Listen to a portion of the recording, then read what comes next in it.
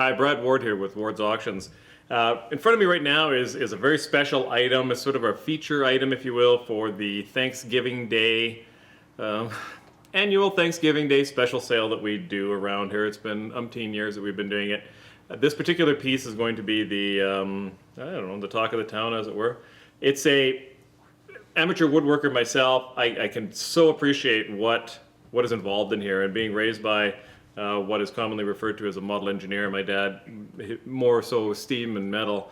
But this is a handcrafted carriage, a handcrafted coach, modeled after the Concorde, which was, I mean, if you envision a stagecoach from the Western era, you're going to watch a John Wayne movie. This is what you're going to, your mind's eye is going to bring this to mind. This is the epitome of what a stagecoach is supposed to look like. This is not some assembled kit that was bought at some model store and then glued together and stained and somebody did a nice job of it. We're talking about something that was handmade from scratch. The metalwork, the woodwork, the leatherwork, the glass work, the paint work, the finishing, everything was done by hand. The craftsman's name was Stan Wychopen. He was in North Battleford, Saskatchewan. I have some notes here because I'll forget stuff. I'm going to forget stuff anyhow, because where do you end on start and end on talking about a piece like this? So the Thanksgiving Day auction, this will be offered. Now we're talking 2016 Canada Thanksgiving. So those of you that are U.S., we do get a lot of U.S. bidders. It's October 10th is the date of the sale. This is a little early video. We'll do, of course, a walkthrough video when the time comes. Stan bought enough material apparently to do 20 of these start to finish. Only 7 or 8 of them got finished, and then he passed away some years back. They are owned by some elites like Prince Philip, Conrad Hilton. There's one on display in the Royal Alberta Museum. Now, there's 3, now 4. If there's only 5, 6, 7, and maybe if we stretch it, 8 of them ever got completed. Pretty rare item.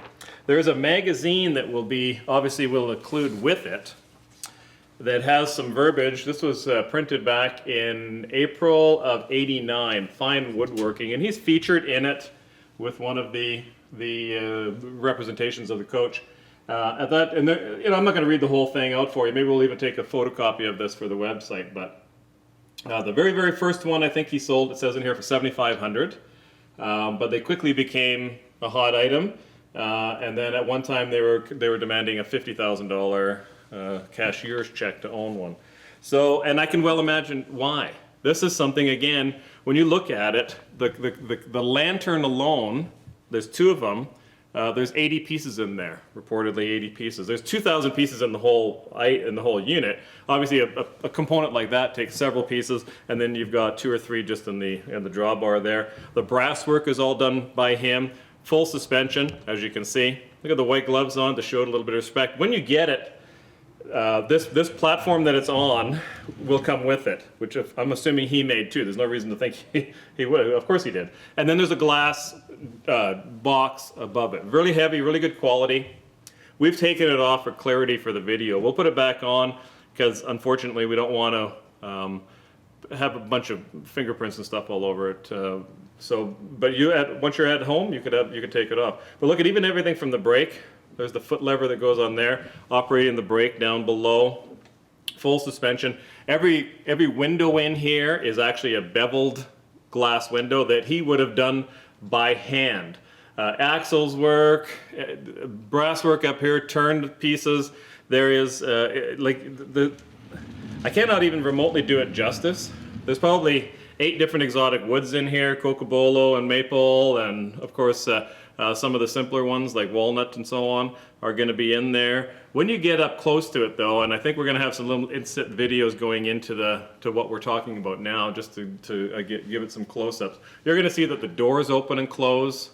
Lanterns, I'm going to open the windows up and the doors up on this side, and then as I spin it around, you'll see. But you're going to get other opportunities, I think, in the video to see that.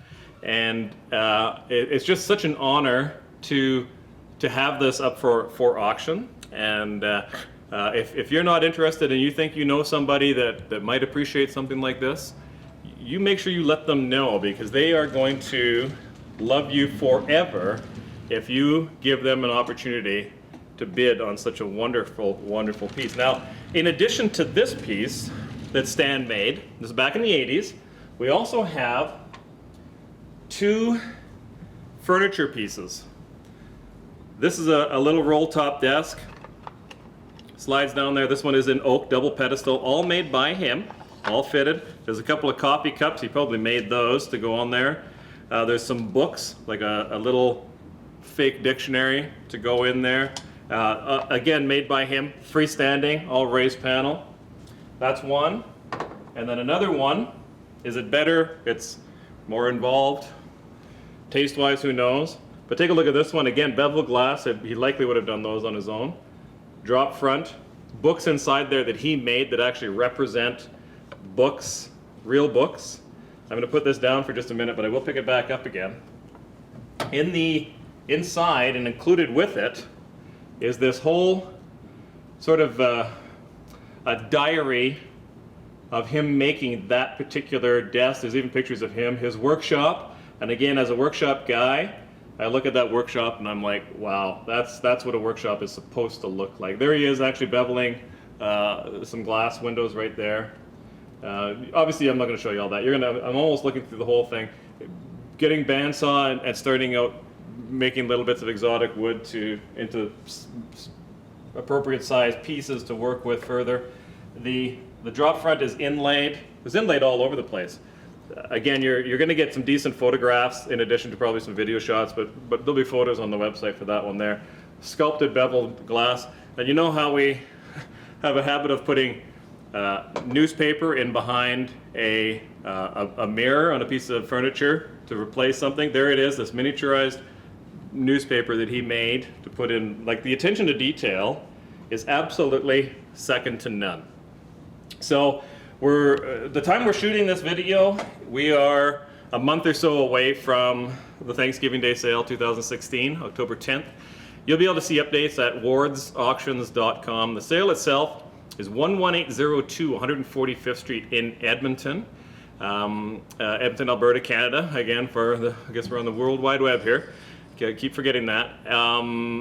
Watch the website, you'll see it develop. We have these and so many other things that would be at that sale. It's going to be a lot of fun.